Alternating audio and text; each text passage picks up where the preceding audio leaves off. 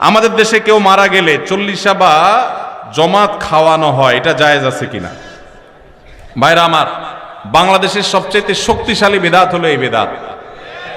এর চেয়ে বড় শক্তিশালী বেদাত এ দেশে আর নাই। এই ঠিক ঠিক বলা মানুষ বহু লোক আছে জমাত খায় বেড়ায়। এই বরগুনার আমাদের অফিসে কিছু স্টাফ আছে, বরগুনার 2-3 জন আমার পরিচিত। তো এরা, আমি শুনছি যে তাদের একটা গ্রুপ খুলছে, তারা ফেসবুকে না যেন হোয়াটসঅ্যাপে গ্রুপ খুলছে, জমাত খাওয়ার গ্রুপ। কোথায় কখন কে মরে, কোথায় কার মরার খাওয়ান হয়, ওই গ্রুপে জানাই দিলে সবাই দলে দলে সেখানে চলে যায়। এটা তারা এক এক ইউনিয়নের এক একজন মিলে এটা করছে, যাতে কোনো ইউনিয়নের জমাত যাতে মিস না হয়। তো ভাই, এটা হলো সবচেয়ে শক্তিশালী বিদআত। কেন? আমি একটা কথা প্রায় বলি, আপনি গুগলে গিয়ে, সবার হাতে হাতে এখন আজকাল মোবাইল আছে, স্মার্টফোন আছে, গুগলে গিয়া শ্রাদ্ধ লিখে সার্চ দিবেন, তালিবেশ্বর রফালা আকার দয়ের পিঠে বড় ধ, শ্রাদ্ধ। শ্রাদ্ধ লিখে যদি আপনি সার্চ দেন, আপনি দেখবেন সার্চের যে রেজাল্ট আসবে আপনার চোখ খুলে দিবে। কি? হিন্দুদের মধ্যে একটা ধারণা আছে, সেটা হলো যদি কোনো মানুষ মারা যায়, যে মারা যায় তার মৃত্যুর পর এলাকাবাসী আত্মীয় স্বজন সবাইকে দাওয়াত দিয়ে না খাওয়ানো হলে ওই লোক স্বর্গে সোনা দানা পায়, খাওন পায় না, সে না খায় কষ্ট করে। এই জন্য ওই লোকের জন্য যে খানা দানার আয়োজন করে, ওই অনুষ্ঠানের নাম হলো শ্রাদ্ধ।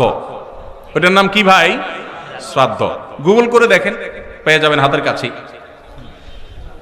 আমাদের সাবকন্টিনেন্টে যেহেতু হিন্দু ভাইদের সাথে আমাদের সামাজিক সহাবস্থান আছে, তারা তাদের ধর্ম পালন করেন। আমি তাওহীদবাদী, আমি ইমানদার, সেই জায়গা থেকে আমি শিরকে, আল্লাহর নিকট সবচেয়ে অপরাধ মনে করে বাঁচার চেষ্টা করি। কিন্তু তারটা তিনি করেন, তারটা তিনি করে, এটা তার ব্যাপার। কিন্তু তাদের সাথে মিশার ফলে তাদের অনেক সংস্কৃতি আমাদের মুসলমানদের মধ্যে চলে আসছে, আমরা টেরও পাই নাই। এই যে মানুষ মারা যাওয়ার পরে যে খাওয়ার অনুষ্ঠান মৃত ব্যক্তির ওয়ারিসদের উপরে চাপানো হয়, এটা ওই শ্রাদ্ধ থেকে এসেছে। এটা ইসলামে নাই। ইসলামে আছে উল্টাটা। উল্টা কি? একটা মানুষ মারা গেছেন, নবী সাল্লাল্লাহু আলাইহি সাল্লাম বলেছেন অমুক মারা গেছেন, তার পরিবারের লোকদের জন্য তোমরা খাবারের ব্যবস্থা করো। কেন? কারণ তাদের রান্না করার মতো মানসিক অবস্থা নাই। আমরাও সেটা করি, অবশ্য আপনারাও করেন। কেউ মারা গেলে তার আত্মীয় স্বজন, তার ছেলে মেয়ে বউ বাচ্চাদেরকে খাওয়ান দাওয়ান দেন, 2 দিন 3 দিন একটু খাওয়ান টাওয়ান পাঠান, এরপরে 40 দিনের দিন সুদে আসলে একসাথে উঠায় নেন। কি বলেন?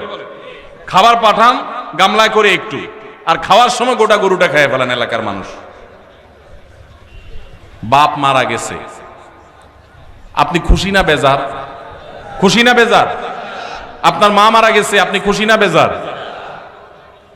যদি বেজার হন, খাওয়ানোর যত অপশন আছে, খাওয়ানোর যত উপলক্ষ আছে মানুষ খাওয়ানোর, এটা খুশি হয়ে না বেজার হইয়া? যেমন মানুষ বিয়ে করছে, খুশির চোটে অলিমা খাওয়ায়, এটা সুন্নাত। কারোর বাচ্চা হয়েছে, খুশি, এজন্য সে আকিকা খাওয়ায়। কারোর ছেলেটা পাস করছে, সে খুশি হয়েছে, এজন্য সে আটার দলা খাওয়ায়, মিষ্টি খাওয়ায়। কিন্তু আপনার বাবা মারা গেছে, আপনার তো মনের কষ্ট। আপনি যেভাবে জিয়াফত দিচ্ছেন, আপনি যেভাবে মেজবানি খাওয়াচ্ছেন, এটা দেখে তো মনে হচ্ছে আপনি অনেক খুশি যে বাপটা চলে গেছে, এখন জমি জমার ভাগযোগগুলো আমরা পাবো।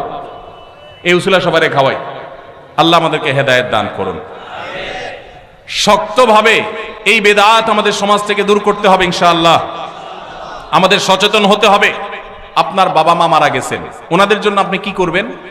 দোয়া করবেন, ইস্তেগফার করবেন, চোখের পানি ফেলবেন, দান সাদাকা করবেন। মাদ্রাসায় এতিম গরিব ছাত্ররা আছে, একবেলা খাবার টাকা দিয়ে দেন। মসজিদে কিছু ইট কিনে দেন, মসজিদের জায়গা কিনবে, সেখানে টাকা দিয়ে দেন। একজন গরিব মানুষকে কিছু টাকা দিয়ে দেন। মুর্দার তরফ থেকে সাদাকা করলে তার সব মুর্দা পায়, সেটা আপনি করেন। কিন্তু এই যে অন্য ধর্মের মানুষদের মতো করে খাবারের অনুষ্ঠান যেটা করছেন, এটা সুন্নাহর খেলাফ। সুন্নাহ হলো মৃত ব্যক্তির পরিবারকে খাওয়ানো, তাদের কাছ থেকে খাওয়াটা সুন্নাত নয়। আল্লাহ আমাদেরকে বুঝার তৌফিক দান করুন। মুশকিল হলো এটা যদি আপনি না করেন, আজকের ওয়াজ শোনার পর এলাকাবাসী বলবে অমুক লোকটা মারা গেছে, কি ছেলে মেয়ে রেখে গেছে, কারোর একটা হাত ধোয়াইলো না। বলবে কি না বলেন? কেন আপনার হাত আরেকজন ধোয়াইতে হবে? আপনার হাত কি লুলা হয়ে গেছে? হ্যাঁ, আরেকজন হাত ধোয়াইতে হবে, নিজের হাত নিজে ধুতে পারেন না? হাত ধোয়ানো মানে খাওয়ান আর কি, তাই না? এলাকাবাসী বহু কিছু বলবে, কিন্তু আপনি অটল থাকবেন যে আমি ইনশাআল্লাহ এগুলা করব, আমার বাবার জন্য মায়ের জন্য যেটা করলে সওয়াব হবে সেটা আমি করব। নবীজি সাল্লাল্লাহু আলাইহি সাল্লামের কাছে এক সাহাবী এসে বলছেন, ইয়া রাসূলুল্লাহ, আমার মা মারা গেছেন, আফা আহুজ্জু আনহা, আমি কি তার পক্ষ থেকে হজ করতে পারি? নবীজি বলেছেন, নাম, অবশ্যই করতে পারো। এগুলো হলো সুন্নাত।